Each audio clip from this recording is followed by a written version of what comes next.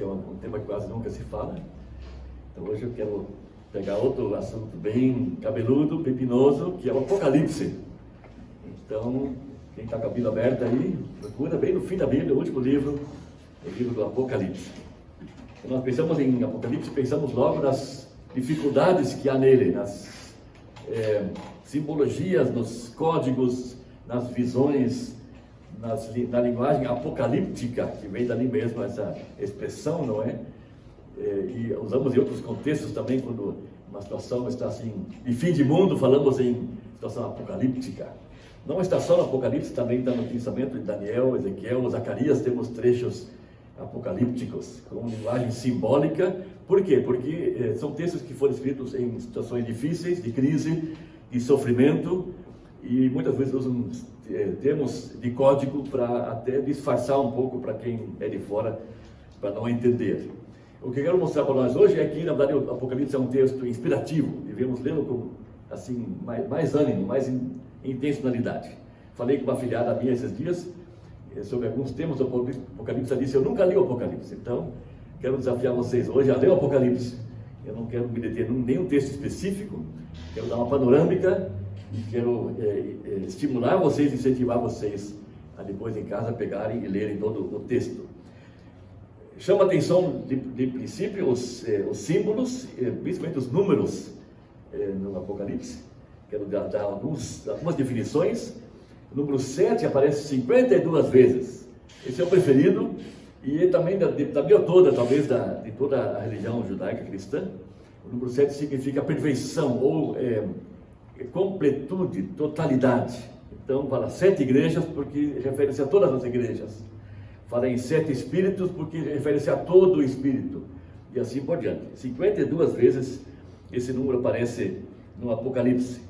Outro número é 12. 12 é o número do povo de Deus. São 12 patriarcas, 12 tribos, são 12 apóstolos. Aqui temos o número dobrado, 24, anciãos que adoram o Senhor, e que refere-se à soma dos dois, 12 patriarcas mais 12 apóstolos. Alguns acham que refere-se também às 24 ordens sacerdotais que Davi instituiu, mas basicamente 12 é o número do povo de Deus. Então, o número difícil, como 144 mil, na verdade está no número fácil, porque é 12 vezes 12 vezes 1000, e 1000 é muito, não tinha mais como calcular, só tem 10 dedos na mão e mais 10 nos pés, depois é 1000. Então, não podemos exagerar muito esses números. A ideia é ser números simbólicos. E um número que chama bastante atenção é o número 1000, pensando no milênio, lá no fim, capítulo 20, que esse é o principal pomo de discórdia no Apocalipse, o número mais controvertido, a ideia do milênio mais polêmico. Muitos acham que estamos num tempo pré-milenista, o milênio ainda vem, depois da tribulação. Outros acham que estamos num momento pós-milenista, quer dizer, Jesus veio depois do milênio, o milênio é agora, estamos vendo no tempo de milênio, não dá para ver muito disso. E alguns são amilenistas, achando que, na verdade, um versículo não prova nada, e se 1000 é muito, 1000 pode ser eternidade, é um símbolo da eternidade. Eu não vou resolver nada disso hoje. A minha ideia não é explicar os símbolos. Eu acho que os símbolos não estão aqui necessariamente para serem explicados. Eles são inspirativos para nos fazer pensar, prender nossa atenção, manter-nos assim, atentos na leitura, mas não podemos forçar a interpretação. A função da profecia não é predizer o futuro, não é para a gente saber tudo com coincidência. A ideia da profecia é que a gente, quando a coisa acontece, saiba identificar. Opa, é isso que eu li. Então, não dá para saber antes o que vai acontecer, mas na hora que acontece, se a gente leu, se a gente interiorizou, a gente vai saber interpretar, vai saber reconhecer. É só a gente pensar na vida de Jesus, que está profetizada no Antigo Testamento, mas quando ele veio, ninguém reconheceu, porque não tinham lido os textos com olhos voltados para o futuro. Então, a predição não foi suficiente. É preciso ter um coração atento para, na hora que a coisa acontece, a gente reconhecer. Um outro exemplo, além dos números, são descrições físicas, e nós temos o exemplo da descrição de Jesus no capítulo 1, onde ele aparece para João, versículos 9 até 20. Ele é descrito como, versículo 12 em diante: virei para ver quem falava comigo, e vi 7 candeeiros de ouro, 7 candelabros de ouro, de novo número 7 aqui, No meio deles havia um ser parecido com um homem, vestindo uma roupa que chegava até os pés, com uma faixa de ouro em volta do peito. Os seus cabelos eram brancos como a lã, e é sinal de sabedoria, de idade, não é? De experiência. As cãs dos idosos chamam a atenção. Então, como a lã ou como a neve, e os seus olhos eram brilhantes como fogo, a ideia de visão penetrante, de conseguir atravessar qualquer coração fechado para ver o que tem lá dentro. Os seus pés brilhavam como o bronze refinado na fornalha, e depois polido, quer dizer, pés bem firmes, firmeza. A sua voz parecia o barulho de uma grande cachoeira. Na mão direita ele segurava 7 estrelas, e da sua boca sai uma espada afiada de 2 lados, de 2 gumes. É difícil de imaginar isso, mas a ideia é que com a sua palavra ele faz as coisas acontecerem. Ele decide, como uma espada. Assim como lá em Tessalonicenses diz que com o sopro da sua boca ele acaba com o anticristo. O sopro da sua boca é a sua palavra. Aqui fala da espada. E o rosto brilhava como o sol do meio-dia. E quando eu o vi, eu caí aos seus pés, como morto. Porém ele pôs a mão na minha direita, e depois continua. Então os detalhes são para a gente conseguir, ou tentar imaginar, tentar visualizar, mas não fazer disso uma teologia, não fazer disso uma doutrina. Eu lembro muito de uma pregação do amigo meu, mensagem numa conferência, deram para ele a tarefa de pregar sobre escatologia numa das noites. E ele disse: olha, eu não entendo muito de escatologia, que é assim a teologia do fim dos tempos. Eu só tenho 2 preocupações com a vida futura. Uma é abarrotar o céu de crentes, e a outra, eu quero chegar lá como um exemplo de marido e de pai, marido da minha esposa, pai dos meus filhos. Eu quero ser um modelo para outras pessoas. São meus únicos 2 objetivos, pensando na vida eterna. E quando eu chegar lá, vou abraçar os meus amigos que tinham as suas convicções assim tão fortes na sua teologia do Apocalipse. Vou abraçá-lo já revestido da minha santidade celestial, e vou dizer assim: você foi surpreendido, irmão? Não vai acontecer como nós imaginamos. Não adianta tentar definir datas e ocasiões e detalhes do fim dos tempos. É importante que a gente saiba que vai acontecer, e isso eu quero mostrar aqui mais para frente. Os símbolos estão aí para prender nossa atenção, para a gente focar naquilo que vai acontecer. O segundo ponto que eu quero destacar é o tema do livro. Para mim também foi uma surpresa quando eu comecei a pesquisar o assunto, que o tema do Apocalipse é louvor. Eu não tinha pensado nisso. A gente pensa no Apocalipse que o tema é medo, é para assustar, mas não é isso. O tema do livro é louvor. E se a gente presta atenção nos textos, se você vai lendo assim rapidamente a leitura polâmica, você vai ver os textos em destaque, são sempre expressões de louvor. Eu fiquei assim impressionado. Já começa com o dia em que essa visão é registrada, que João tem essa visão. É um domingo, ele estava adorando o Senhor, é um dia de adoração, um dia de culto. João estava no domingo, no começo do Apocalipse. Veja os 3 primeiros versículos que vão achar. Ele estava num domingo e o Senhor veio falar com ele. Quando ele vê Jesus aparecendo para ele, a reação automática é o louvor. Versículos 6 e 7 do capítulo 1. Deixa eu achar aqui. Ele nos ama e pela sua morte na cruz nos livrou dos nossos pecados e fez de nós um reino de sacerdotes, e a fim de servirmos ao seu Deus e Pai. A Jesus Cristo sejam dados a glória e o poder e a honra para todos sempre. Amém. A reação diante do Deus vivo é uma reação de louvor, de adoração. Então essa é a expressão de todo o livro do Apocalipse. Em meio ao caos, em meio ao sofrimento, em meio à tribulação, exatamente na cara do inimigo, o nosso louvor transborda. Essa é a ideia aqui.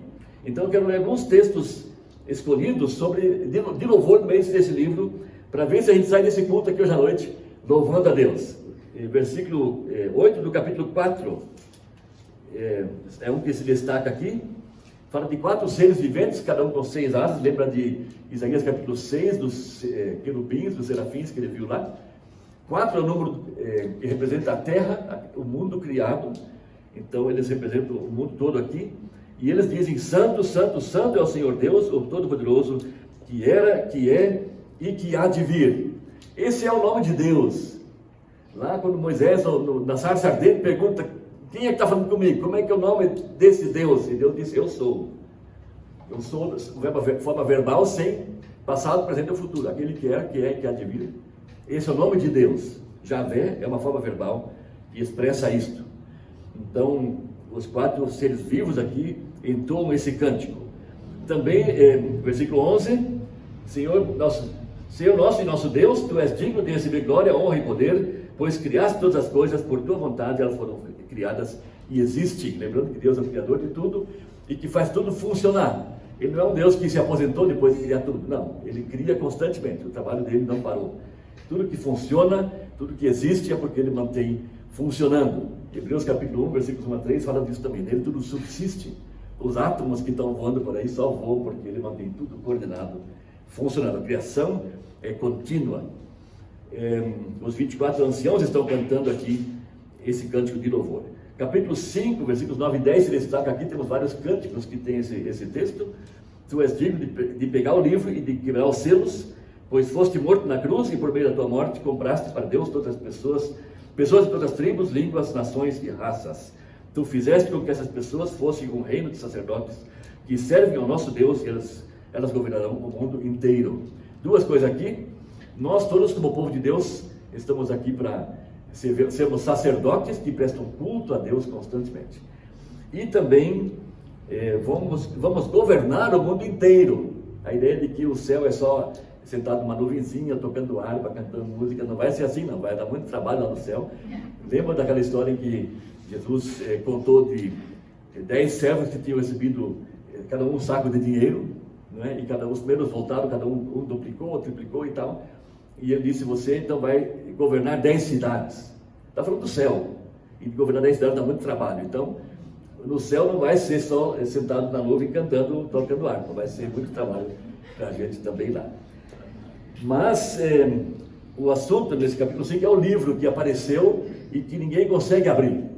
Então, imaginem um livro como um rolo, não é um livro com folhas, um rolo de pergaminho, e lacrado com 7 selos. Então, a primeira etapa do Apocalipse descreve como se abrem esses 7 selos. No primeiro momento, o profeta fica muito desanimado, porque ninguém consegue abrir o livro. Ninguém é digno de abrir o livro. E daí aparece Jesus e os 24 anciãos cantam essa música. Tu és digno de pegar o livro e de quebrar os selos. O único sem pecado, o único com autoridade para abrir os selos. Aí, versículos 11 a 14, continua no capítulo 5 ainda. Olhei outra vez e vi muitos anjos, milhões e milhões deles. Estavam de pé em volta do trono, dos 4 seres vivos e dos líderes, e cantavam com voz forte: o cordeiro que foi morto é digno de receber poder, riqueza, sabedoria e força e honra e glória e louvor. Então ouvi todas as criaturas que há no céu, na terra, debaixo da terra e no mar, isto é, todas as criaturas do universo que cantavam ao que está sentado no trono e ao cordeiro, pertencem o louvor, a honra, a glória e o poder para todo sempre. E os 4 seres vivos respondiam: amém. E os líderes caíram de joelhos e o adoraram. Então a ideia de louvor perpassa o livro inteiro. Um detalhe nesse último texto aqui é que nós podemos saber quantos anjos tem para cada crente. Está com medo que não tem anjo que chega para você? Aqui tem milhões e milhões de anjos. Quantos zeros tem 1 milhão? 6.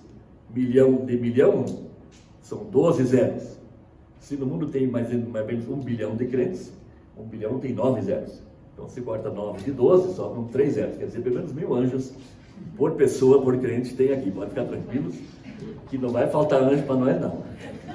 Tá bom? Motivo de louvor. Os anjos de Deus estão aí para cuidar da gente. Todos louvando a Deus. Capítulo 7 também, versículos 9 a 12. Ele aqui fala dos 144 mil, que é um número simbólico do povo de Deus, da multidão que vem adorar a Deus. E eles estão aí para louvar a Deus também. Primeiro, versículos 9 a 12, a grande multidão, que ninguém podia contar, eram de todas as nações, tribos, raças e línguas, estavam de pé diante do trono e do cordeiro, vestidos de roupas brancas e tinham folhas de palmeira nas mãos, que hoje em dia seriam bandeirinhas, não é? Agitando bandeirinhas para Jesus. E gritavam bem alto: do nosso Deus que está sentado no trono e do cordeiro vem a nossa salvação. Todos os anjos que estavam de pé em volta do trono, dos líderes e dos 4 seres vivos, então eles se jogaram diante do trono, encostaram o rosto no chão e adoraram a Deus, dizendo: amém. Ao nosso Deus pertence para todo sempre o louvor, a glória, a sabedoria, a gratidão, a honra, o poder e a força. Amém. Depois, no capítulo 14, os 144 mil, vem de novo, versículos 2 e 3, ouviu uma voz do céu que parecia o barulho de uma grande cachoeira, e o som de um forte trovão. A voz que ouvia era como a música de arpistas tocando as suas harpas. Imaginem, harpas hoje em dia seriam violões, provavelmente, não é? Tantos violões que pareciam o barulho de uma cachoeira. E o versículo 3, os 144 mil estavam diante do trono e dos 4 seres vivos e dos líderes, e cantavam uma nova canção, que somente eles podiam aprender. De toda a humanidade, eles eram os únicos que tinham sido comprados por Deus. Então esse é o número simbólico do povo de Deus, que estaria louvando a Deus com um som, como se diz assim, um santo som, um santo barulho diante de Deus. Voltando para o capítulo 10, destacando mais um texto que fala da multidão, louvando a Deus, versículos 15 a 18. Não, 10 não pode ser 15 a 18. 10 só tem 11. Então, pula este, capítulo 15, versículos 3 e 4.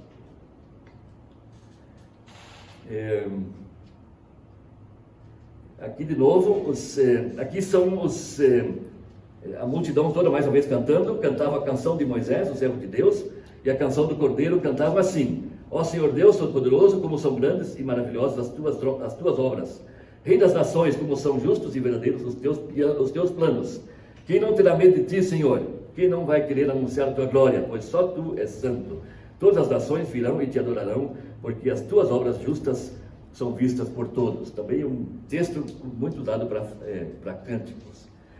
Para terminar, capítulo 16, versículo 7, até os anjos cantando. Ouvi uma voz que vinha do altar, e a voz dizia: ó Senhor Deus Todo-Poderoso, os teus julgamentos são de fato verdadeiros e justos. Então todo o texto do Apocalipse está entremeado de cânticos de louvor. Enquanto isso, a guerra celestial continua, a guerra sobrenatural aqui na terra continua. Satanás pôs a sua marca, a marca da besta, nos que seguem ele fielmente, e persegue os crentes, e Deus pôs o selo do Espírito nos crentes e protege os seus, e joga as taças da ira sobre os descrentes. A intenção é sempre que se convertam. Capítulo 16, versículo 9. A intenção de Deus ao trazer dificuldades para as pessoas é sempre para que se arrependam dos seus pecados. Ali diz que sofreram queimaduras dolorosas causadas por esse fogo, e amaldiçoaram o nome de Deus, que tem autoridade sobre essas pragas, mas não se arrependeram dos seus pecados, nem louvaram a glória de Deus. Então tem um contraste aqui entre aqueles que seguem a Deus e louvam, e entre aqueles que não querem seguir a Deus e são perseguidos e não o louvam. Lá no fim ainda temos as bodas do Cordeiro, capítulo 19, não é? Que em si a ideia já é de festa, boda é casamento, não é? E a Bíblia tem muito essa descrição de comparar Deus e o seu povo como a sua esposa ou a sua noiva, Cristo e a sua noiva, que é o seu povo. E aí temos uma grande festa de casamento no capítulo 19, depois eu vou voltar para ela. Então a ideia aqui é louvar a Deus no meio da tribulação, da grande tribulação, o que parece um contrassenso para nós. Como é que você vai louvar no meio do sofrimento? Mas nossa vida, na verdade, não é muito diferente. Nós vivemos num dia a dia de dificuldades e de sofrimentos, e a gente precisa aprender a fazer isso. Lembre de Tiago, o pior versículo da Bíblia, aquele que a gente mais detesta, está em Tiago capítulo 1, versículo 2. Ninguém gosta desse versículo, podem abrir lá.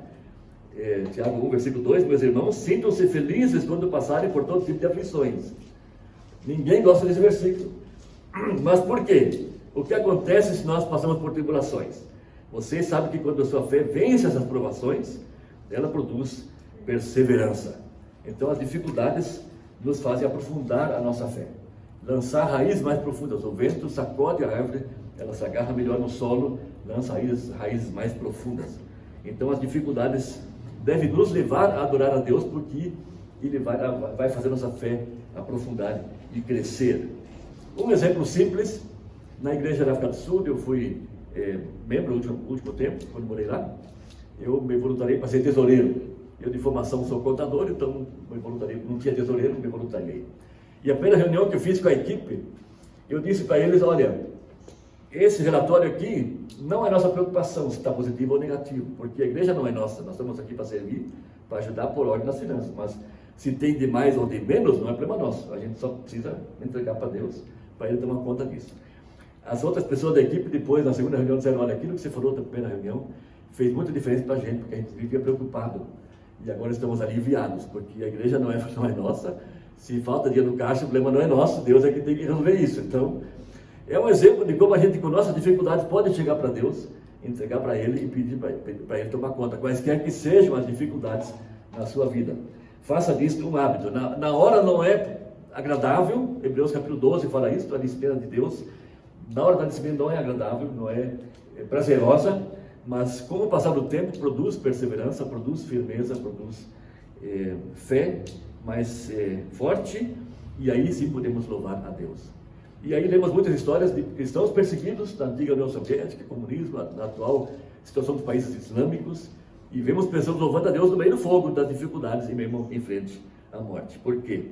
Porque já consegue ver o fim da história. E aqui vem meu terceiro ponto, depois de falar dos símbolos e do tema do Apocalipse, quero falar um pouco da previsão, da profecia. Eu pedi para colocar o PowerPoint ali, só para chamar a atenção.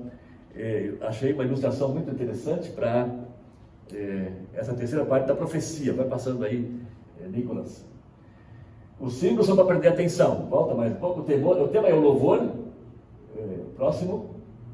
O final já está decidido. E isso é motivo de louvor. A alegria do crente está na certeza de que o final já está decidido. E aí, então, uma foto interessante. Como é que você faz um esboço do Apocalipse? Eu fiz com um monóculo, com uma luneta. E que você pode ver que tem uma luneta, como essa foto aí dos Piratas do Caribe, que tem uma luneta na mão para poder enxergar longe. Então, a ideia do Apocalipse é que a gente consiga enxergar um pouco o que tem lá no fim. Então, Nicolas, próximo passo ali. Aí está uma luneta com 3 estágios. Eu fui pesquisar, a luneta realmente tem pelo menos 2 lentes que aproximam a imagem que está distante. Aqui tem 4 lentes, 1, 2, 3, 4. Eu vi lunetas com mais lentes ainda, mas pelo menos 2, uma no começo e uma no fim. Hoje em dia tem telescópios muito mais sofisticados, de rádio, etc e tal, não vem ao caso aqui. A ideia é que a gente possa olhar para frente e ver o que está lá no fim da luneta. Juízo final e daí Nova Jerusalém, capítulos 1, 21 e 22. E os 3 estágios são as 3 etapas que o Apocalipse descreve. Primeiro, os 7 selos que abrem o livro, depois as 7 trombetas que soam quando o livro é aberto, e daí as 7 taças da ira, ou 7 flagelos que Deus derrama sobre a humanidade. Então, passando por cada estágio rapidamente, só para ter uma visão panorâmica. Depois, quem quiser uma cópia desse PowerPoint, o Nicolas pode fornecer. Quem quiser, quem está assistindo pela internet, pode pedir para a igreja ou para mim, pessoalmente, quem pegar nosso endereço aí. Eu mando esse esboço para você, enquanto você lê o Apocalipse, poder seguir o roteiro que está aqui nessa luneta. Então, Nicolas, passa o próximo ali. Eu cortei a luneta em 4 pedaços. Primeiro temos a introdução, capítulo 1, que tem a visão de Jesus, que já vimos. E daí temos capítulo 2, volta lá ainda, capítulo 2 e 3, as 7 cartas. 7 cartas, as 7 igrejas que ficavam em volta de Éfeso, onde o apóstolo João tinha a sua sede e o seu trabalho. Então, representativo, 7 é tudo, não é? Representativo a todas as igrejas que devem ouvir essas cartas.